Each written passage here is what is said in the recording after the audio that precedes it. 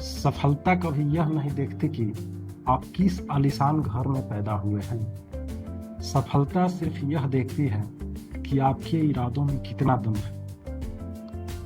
आज हम बात कर रहे हैं एक ऐसे लड़के की जिसकी माँ ने दूसरे के घर शादियों में जो रोटियां बेली, कैटरिंग बोला जाता है, उसमें सुबह से लेकर शाम तक, रात तक उनकी माँ ने रोटियां बेली, जिसके पिता ने घर घर जाकर उबले हुए चने बेचे ताकि उनका बेटा पढ़ सके, और उस बेटे ने भी अपने माता पिता के पसीने की हर एक बूंद का कर्ज चुकाया।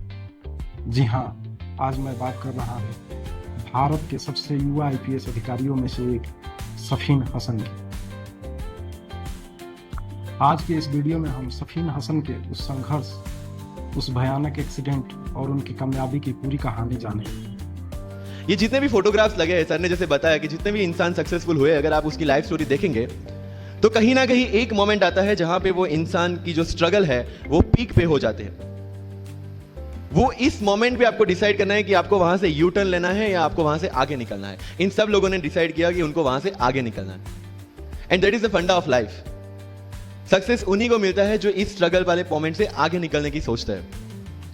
जब भी आपको लगे कि आपके सिर पे बहुत मुसीबत है, जब भी आपको लगे कि आप हर तरह से गिर चुके हैं, जब भी आपको लगे कि आपके पास कोई ऑप्शन नहीं है, तब एक चीज आप अपने दिमाग में लाइएगा कि यही मोमेंट है जहां से आपकी तकदीर बदलने वाली है। क्योंकि डायमंड जो होता है वो जितना ज्यादा घिसता है उतनी ज्यादा उसकी वैल्यू होती है। सोना जो होता है वो जितना ज्यादा तपता है उतनी उसकी वैल्यू होती है। अगर आप जिंदगी में तप रहे हैं, अगर आप जिंदगी में घिस रहे हैं, अगर आपको लग रहा है कि आप हर तरह से मुसीबतों में गिरे हुए हैं, तभी आपकी जो वैल्यू है वो बढ़ने वाली है। और यही मेरा एटीट्यूड रहा है। लोग बोलते हैं कि तुम्हारी फाइनेंशियल कंडीशन ठीक नहीं थी, पापा इलेक्ट्रिशियन थे, मम्मी हाउसवाइफ थी, डायमंड के कारखाने में काम करती थी, उसके बाद उन्होंने मैरिज में रोटियां बनाने का काम किया और उस तरह से मैं पढ़ा।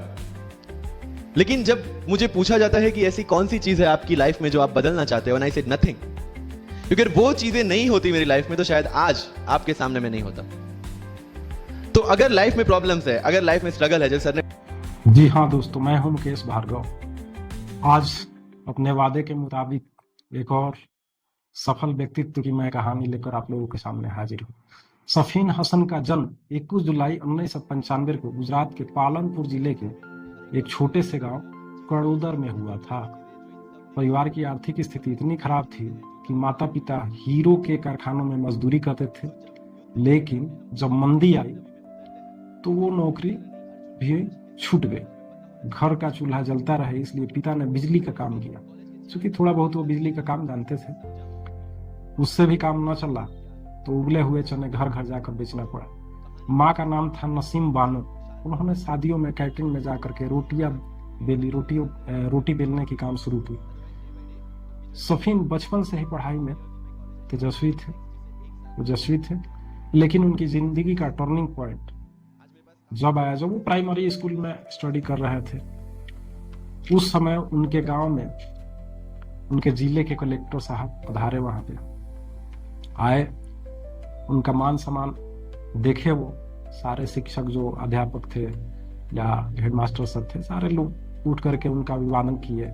बहुत तरह की नाश्ते पानी आए, मतलब बहुत तरह से उनका खातिरदारी हुआ। ये सफीन देख करके उनको ये चीज बहुत अच्छा लगा कि ये कौन सा पढ़ाई किए हैं सर, कि इतना बढ़िया इनको सारा चीज मिल रहा है, रिस्पेक्ट मिल रहा है। तो उनको वो चीज समझ में नहीं आया, वो समझ नहीं पाए। तो अपने मौसा जी से पूछे कि आखिर मौसा जी ये कौन से अधिकारी हैं। तो बोले कि बेटा ये जिले के मालिक हैं जो यूपीएससी परीक्षा क्रैक करके इस जगह पे पहुंचे हुए हैं, इनको डीएम बोला जाता है। उसी समय सफीन के मन में ये चीज आया कि काश ऐसा मैं भी कर सकता था। और सफीन ने वहां से उस छोटे अवस्था से ही वो स्वप्न देखना, वो ख्वाब देखना चालू कर दिया कि हाँ भाई, मुझे इस जगह पे जाना है। और बोला जाता है ना कि सपने सोते हुए बहुत सारे लोग देखते हैं, लेकिन सपने वो हैं जो जागते हुए देखा जाए तो अवश्य पूरा होता है। किस्मत का बात आया कि साल 2017 सफीन ने यूपीएससी की परीक्षा दी और वो मेंस तक पहुंच गए। तारीख थी 7 जनवरी 2018। सुबह के करीब 8:30 बजे थे। सफीन अपनी बाइक से परीक्षा केंद्र जा रहे थे। अचानक उनकी बाइक फिसल गई और एक भयानक एक्सीडेंट हो गया। उनके सीधे हाथ पैर और घुटनों से खून बह रहा था।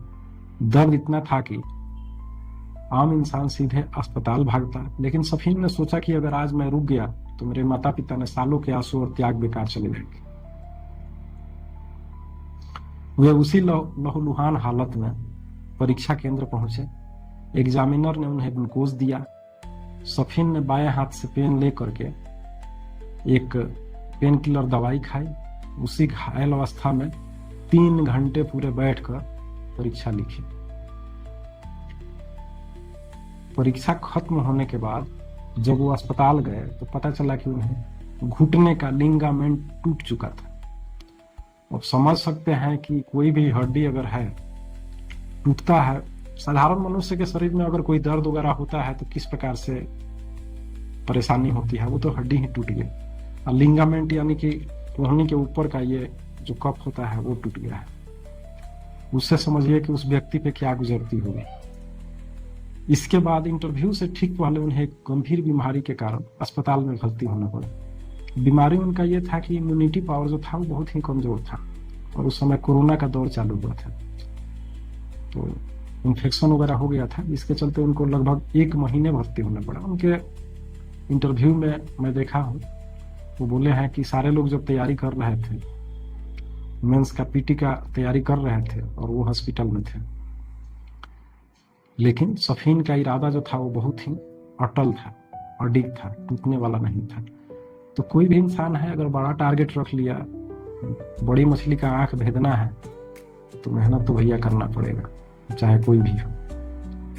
सफीन सर ने कहा है कि अगर आपके पास सुविधाएं नहीं हैं तो रोना मत रोइए, अपनी मेहनत को अपना हथियार बनाइए।